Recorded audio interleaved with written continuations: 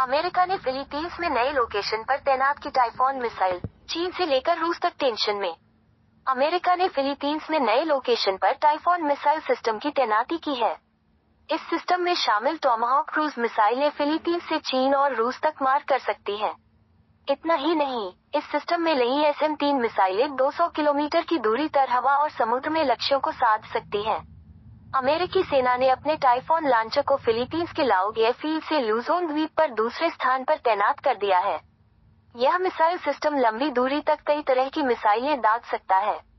Typhon missile को दूसरी जगह तैनात करने की जानकारी फिलीपीन सरकार के एक वरिष्ठ अधिकारी ने दी है। टाइफॉन लॉन्चर में शामिल टॉमाहॉक क्रूज मिसाइलें फिलीपींस से चीन और रूस दोनों देशों में लक्ष्यों को भेज सकती हैं। इसके साथ मौजूद SM-6 मिसाइलें 200 किलोमीटर 165 मील से अधिक दूर हवाई या समुद्री लक्ष्यों पर हमला कर सकती हैं। फिलीपीन सरकार के वरिष्ठ सूत्र ने कहा कि यह रिलोकेशन ये निर्धारित करने में मदद करेगी कि मिसाइल बैटरी को नए फायरिंग स्थान पर कहां और कितनी तेजी से ले जाया जा सकता है। इस हाई मोबिलिटी से संघर्ष के दौरान टाइफॉन मिसाइल लॉन्चर का लंबे समय तक दुश्मन की काउंटर फायर से बचाने में मदद मिलेगी।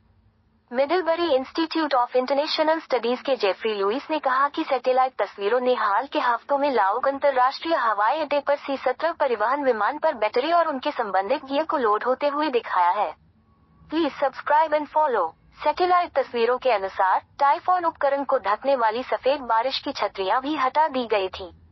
टाइफॉन सिस्टम एशिया में विभिन्न प्रकार के एंटी-शिप हथियार एकत्र करने के अमेरिकी अभियान का हिस्सा है।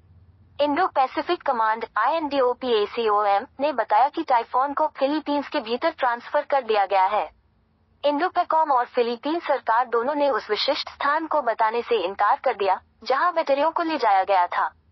इंडोपैकॉम के कमांडर मैथ्यू कॉमर ने टाइफॉन को उसके औपचारिक नाम मिड रेंज कैपेबिलिटी के शुरुआती अक्षरों से संदर्भित करते हुए कहा, अमेरिकी सरकार ने MRC तैनाती के हर पहलू पर फिलीपीन सरकार के साथ निकटता से समन्वय किया है, जिसमें स्थान भी शामिल है। उन्होंने कहा कि स्थानांतरण इस बात का संकेत नहीं है कि बैटरियां स्थायी रूप से फिलीपींस में होंगी।